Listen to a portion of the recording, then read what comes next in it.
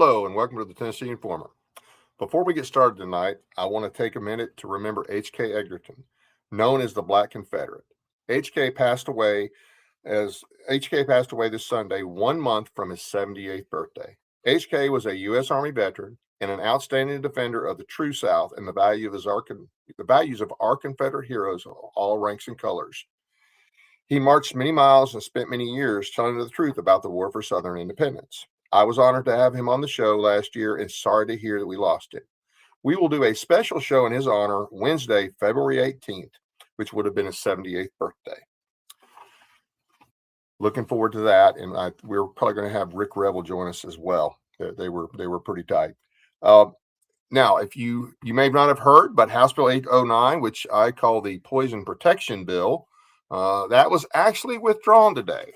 This is a pesticide bill that there's been a lot of information out there about and a lot of concern about. And with us tonight, we have Bernadette Pajer, and she knows quite a bit about this bill, and she's one of those people that was leading the opposition. Bernadette, can you hear me?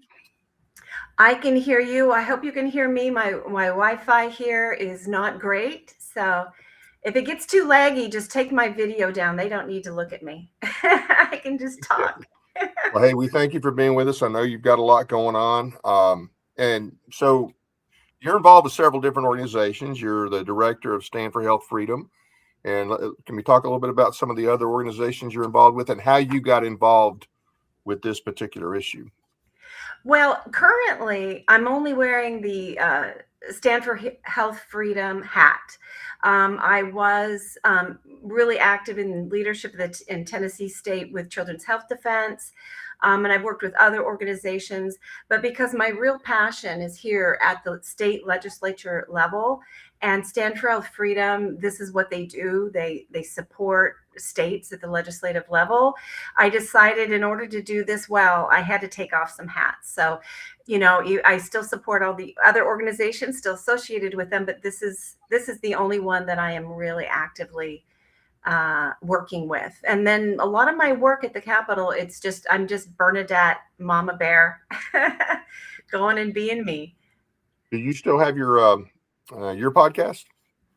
Well, yeah. So Informed Choice Washington, the wonderful nonprofit out in Washington State, they have Informed Life Radio. It's actually an AM radio show out in Washington State, but as you see there, it streams to CHD TV and to Rumble and some other platforms. And I've got several wonderful co-hosts now.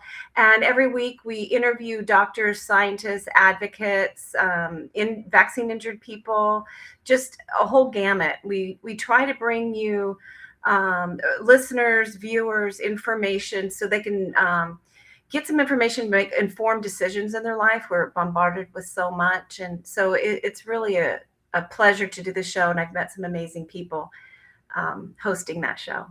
So it sounds like you're one of those other people that sleep into the schedule every other day, something like that? No, at my age, I've gotten much better at work. That's why I had to take off hats. My work-life balance is much better.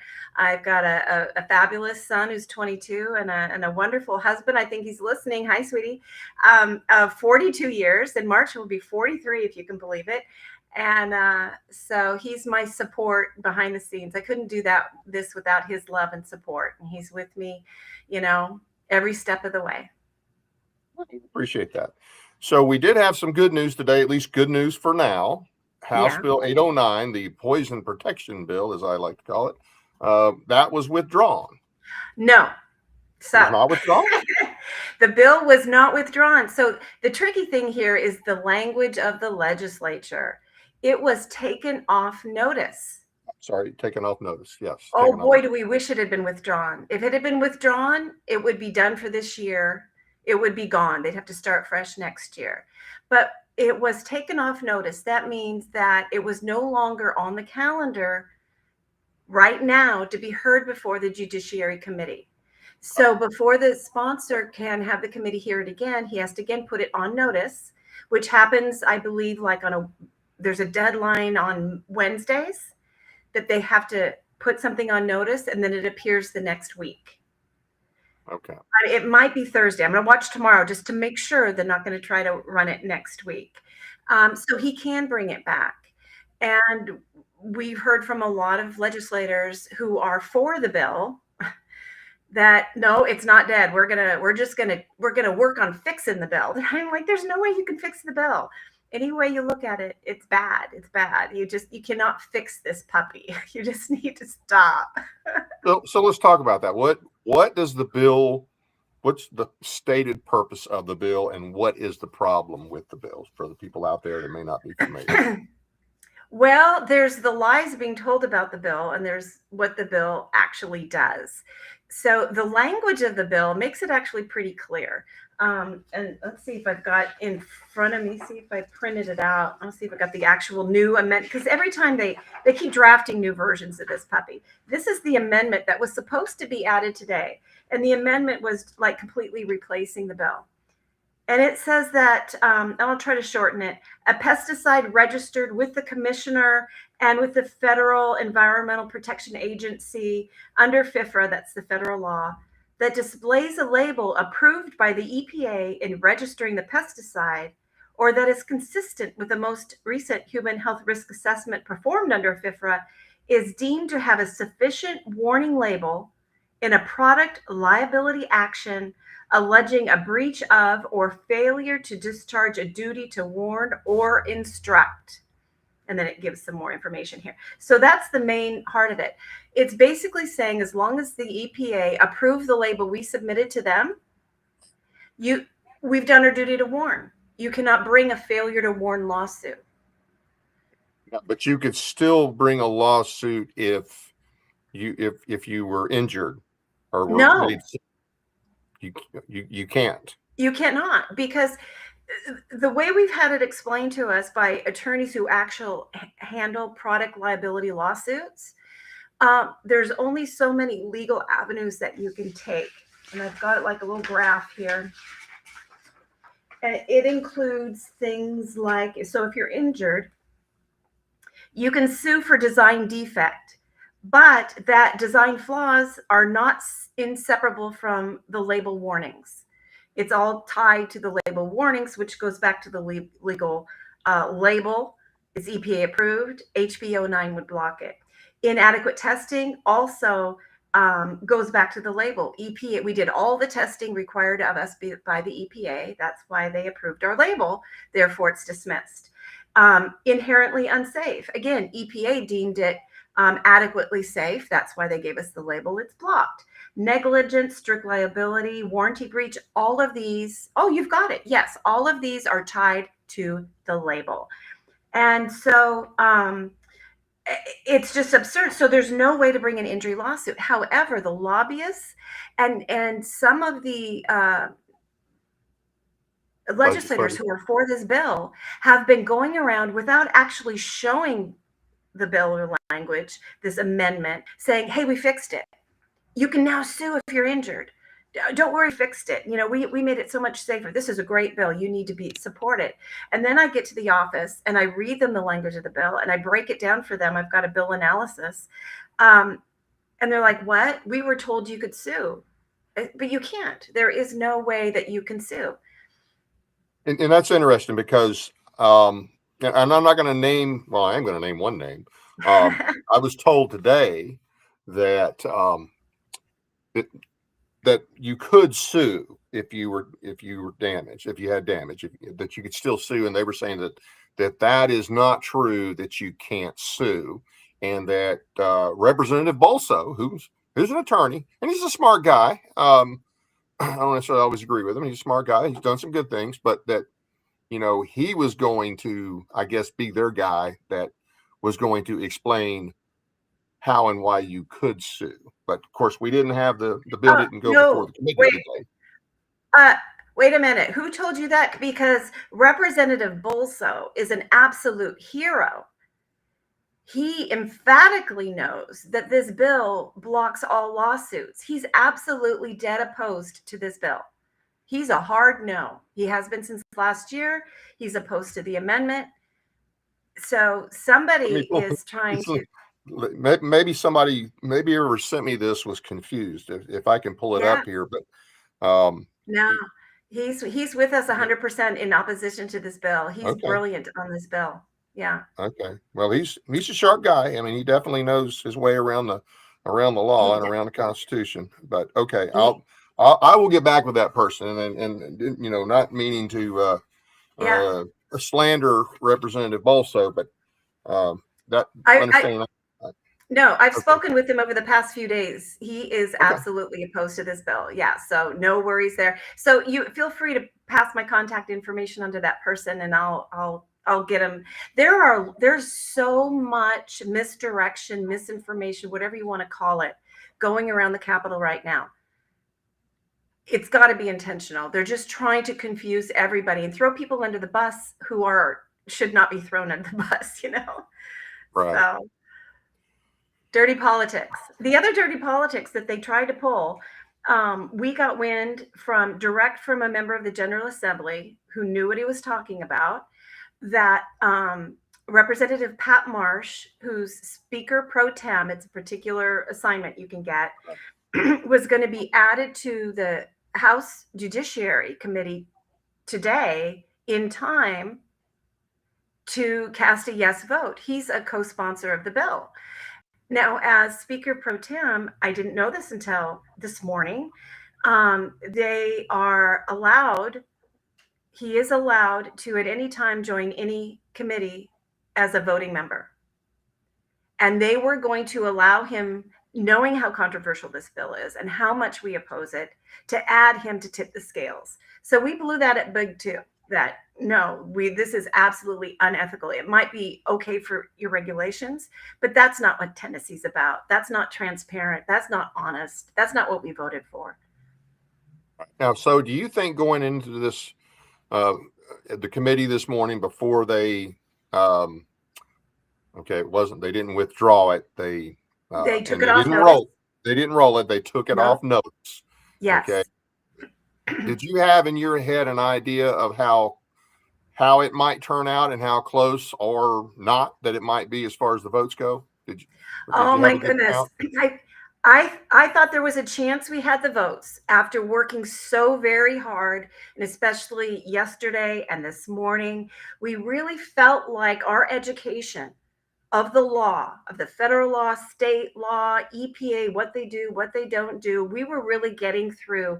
This is the hard facts. So we were sitting there, prayers, really hopeful, and especially waiting to hear what Representative Gino Bolso would say, because he is so on this, doing a deep dive on the research. He was brilliant last year. We were looking forward to that. We had a fantastic attorney sitting right there ready to speak, public comment. And when Chair Farmer, announced that Rusty Grills was taking it off notice, we were so shocked. We just like, what? What happened? They got a lot of Such a pressure. surprise. They were getting a lot of pressure. A lot of people called, a lot of people sent emails.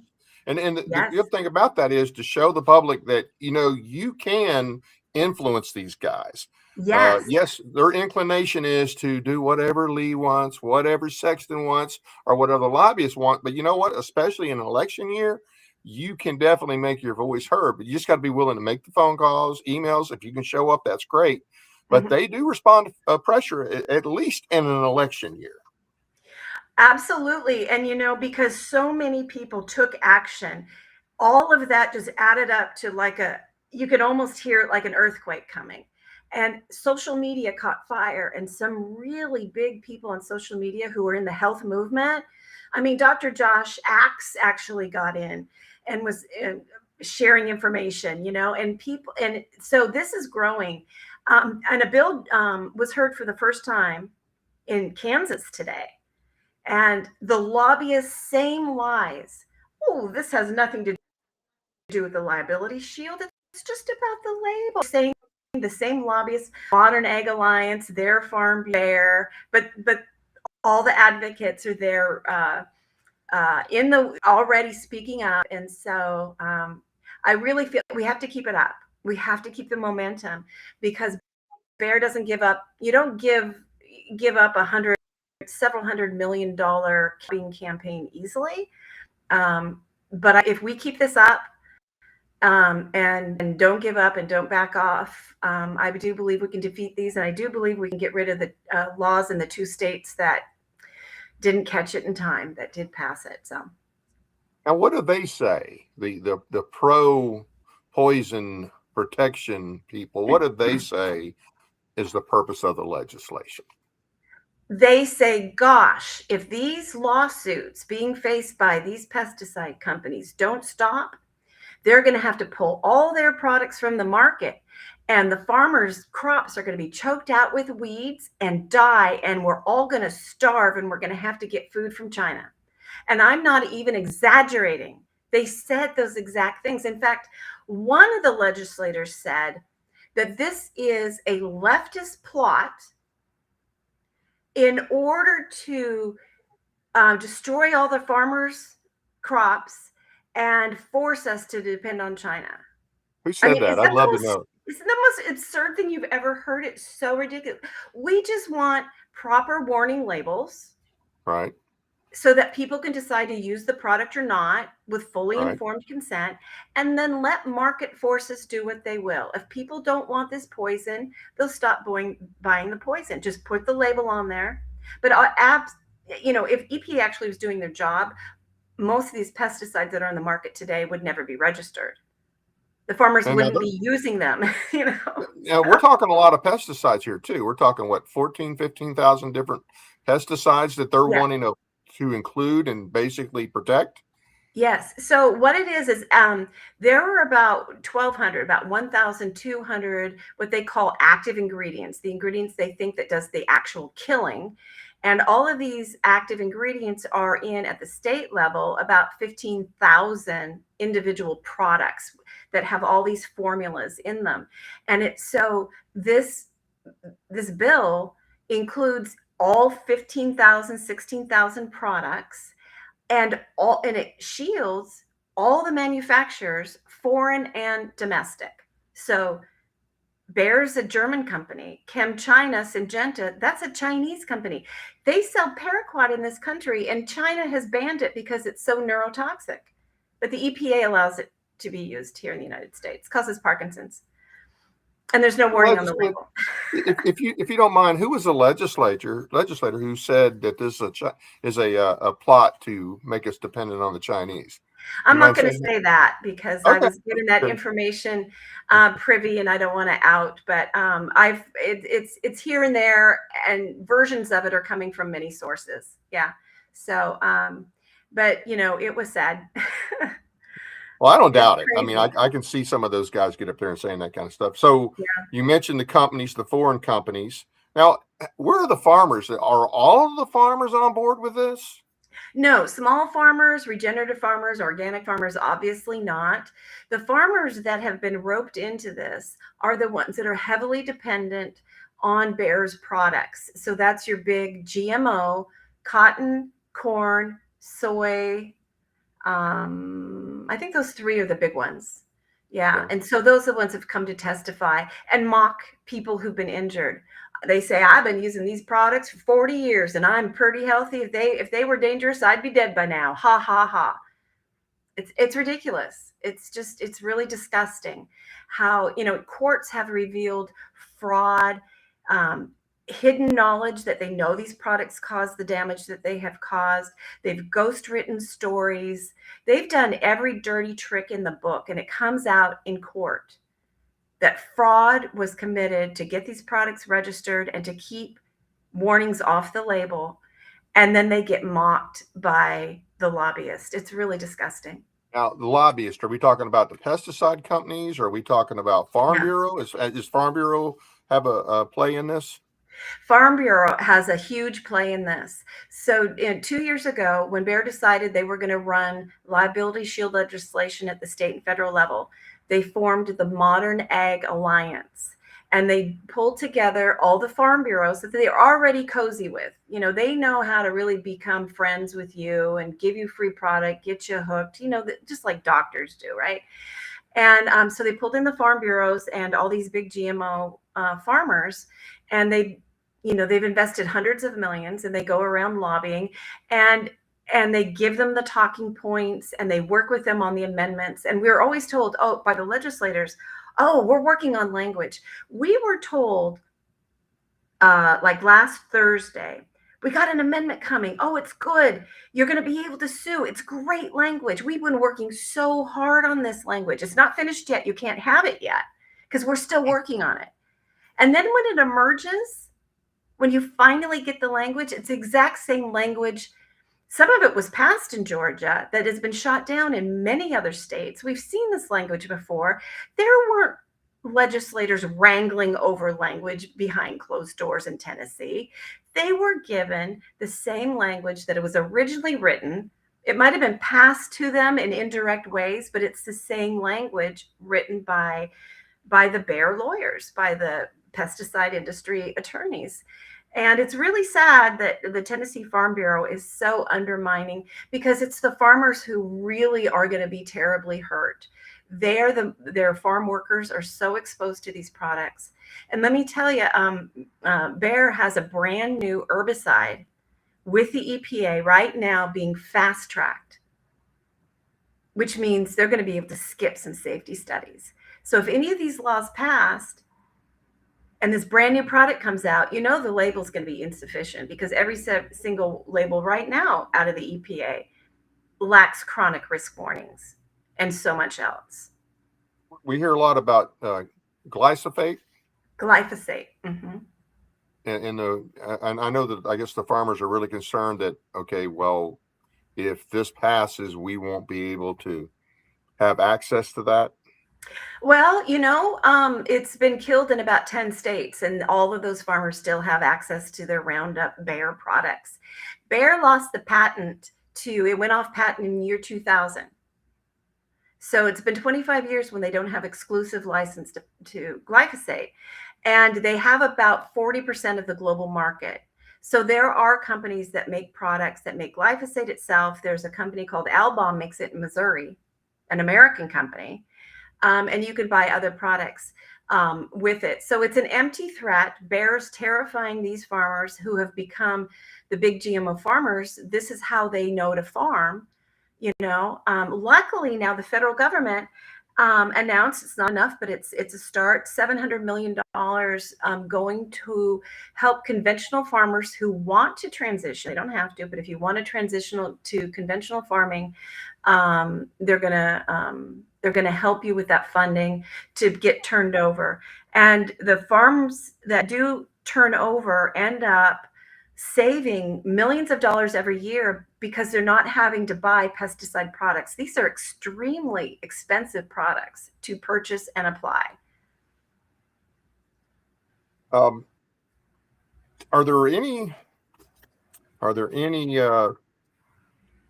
so let me ask you this. As far as the legislature goes, how many legislators, Republican, because I don't care about Democrats, but Republican, they have the super majority. So whatever, whatever lives or dies, it's going to be because of them. How many of them? You said Bolso is definitely against this. Are there some others that have really kind of stood out as making the right stand on this? There are some other legislators, yes, Republicans, who are making a stand. Elaine Davis is opposed to the legislation. She's been excellent at listening and being educated on it. The top of my head, I'm sorry, I'm trying to think of the ones who are hard-nosed. Lowell Russell is opposed to the bill. He's not on the committee, but Monty Fritz is now opposed to the bill. He did originally vote for an House Ag, but I so admire his integrity that he continued to listen and learn and research. And when things got really big at the federal level, he said, no, we got to stop this. And now he's publicly opposed to the bill. He changed his mind, which I so respect. I respect legislators, and even Rusty Grills, who's the sponsor of this bill in the House. I really respect the man. He's trying to learn. It's really difficult for him to grasp because he's been so pressured in the other direction. But he always allows a conversation with me in depth, even over when session was out. He would answer my phone calls, respond to my texts, and he's been so respectful and, and engaged. And I don't know quite where he is at the moment, but the fact that he pulled the bill back today and took it off notice shows that he knows that Tennesseans are not pleased with this bill. So for whatever that means, I thank him for that. I know Rusty. I don't think he's a bad guy overall. We don't always necessarily agree on every vote, but I'm glad to hear that he's hearing you out, and yes, I'm glad that everybody. I mean, we, like I say, especially in an election year, you can pressure these guys. And here's the thing, I imagine that not only did he get a lot of pressure, but his peers got a lot of pressure, and I don't doubt that he got some calls from, hey man, I just can't be with you on this, or hey, can we do this some other time, like not in an election year? Right. Well, just last week, Jeremy Faison signed on as a co-sponsor. So their leadership wants this bill, and I haven't heard directly from Governor Lee, but the way he's posed with Big Ag and World Economic Forum and big industry, it seems pretty clear that Governor Lee and all of the leadership want this bill. And so everybody's having to stand up to leadership to do the right thing. And it's already passed the Senate. It's already gotten through the Senate, right? It did already pass the Senate. Yeah, and that was Senator Stevens who was the sponsor. Unfortunately, he's my senator, and I'm sure hopefully some other people out there listening. That was something he did, and that passed last year in the Senate. He never fully understood the bill himself. In the very last committee in the Senate, he actually bemoaned that I'm getting all this information. He said, I keep getting letters saying that this is about insecticides. Insecticides, he said. This is clearly not about that. It's about pesticides. So this late stage of the game, even though we had given him and his office the definition of pesticide at the state and federal level to include every insecticide, herbicide, fungicide, all of these 16,000 products, we gave him the link to the Tennessee Agriculture Pesticide Registration page. He could see all the products. He still, at that late stage, didn't even know what products it impacted. It was really disappointing at how little he understood what his bill did. Yeah. And he's a lawyer. Because he's an attorney, right? Yeah. He's a lawyer. Yeah. The members of the committee trusted him. Oh yeah, I've heard that story. I've heard that story a lot on other issues. Okay, so if Rusty were to put this back on notice, you say he has to do it about a week out. It'll go back to House Judiciary. If it gets to House Judiciary, what's the next? And this is the full House Judiciary, right? This is the full committee. Yeah. So then it would go to the floor. There's not anything in between there and the floor? Last year it passed sub-ag agriculture and full agriculture, and then it was referred to judiciary. This is its final committee. Okay, so we got to be real careful in case they try to slip this in sometime in the session, especially towards the end of session. Yeah. Would be, but I'm definitely gonna give Rusty a call and kind of see where he's at on this now, and thank him. Yeah. I'll thank him for taking it off the bill for now. Yeah. Yeah. Absolutely. Yeah. Anything else on this that people need to know if it were to pass? Anything else that people need to know about? Well, it just can't. Let's not let it. If you're hearing this, contact your House rep, because if it gets to the floor, your House rep needs to know. Right there are all the House Judiciary members. So, take a screenshot of that. Make sure you sign up for Stand for Health Freedom. So go to standforhealthfreedom.com. Right now, I'm not sure if it's still there. There was all day today and yesterday, there was a red banner. You could click on the homepage, taking you directly to the action page for this bill. Stand for Health Freedom, though, has, all 50 states that they do information for. So it might not be live since it's off notice now.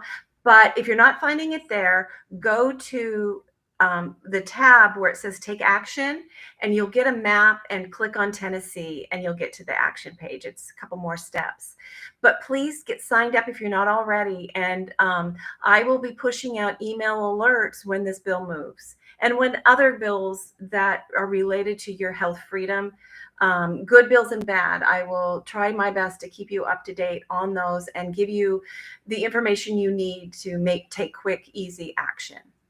What other bills are along that line are you monitoring this session? Oh my God, I've been so focused on this. There was a couple of bills. I might come on and tell you but I'm not going to worry folks about them now. If I don't know that they got House sponsors, they were Senate bills that hadn't found House sponsors that were looking bad. There's some good bills though. So let's focus on those. There's going to be a couple of psychotropic drug bills that's going to try to gather more data regarding the dangers of these drugs. I've got one of those bills that I'm running with Senator Paul Bailey and Representative Susan Lynn. So watch for those. More dyes will be taken out of school food. So watch for that. There's a really good bill that it's Senator Lowe and Elaine Davis.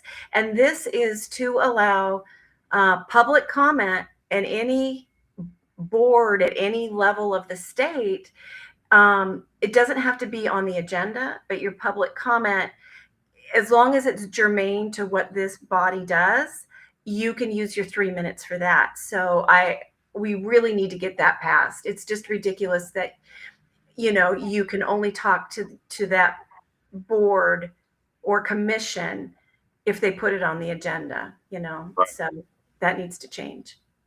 Absolutely. And there's a lot of issues that impacts. Mm-hmm. And well, I really appreciate you coming on. Appreciate what you do. Any closing thoughts? Just want to thank everybody listening here who took action, and please continue. Know that every single voice counts, every email.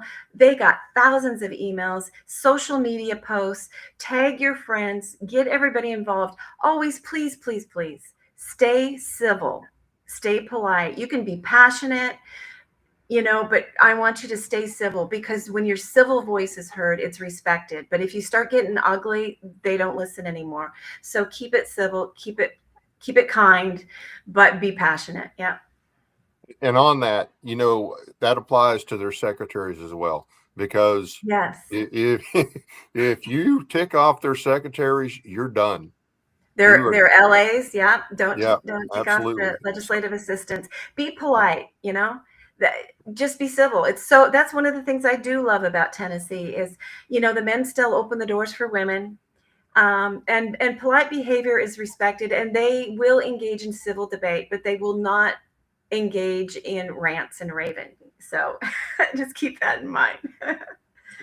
Absolutely. Well, hey, thanks again. Once again, I appreciate what you do. I appreciate you taking the time to come on. I know you've had a long day. I'm sure you probably got up at dark 30. Yeah, I did.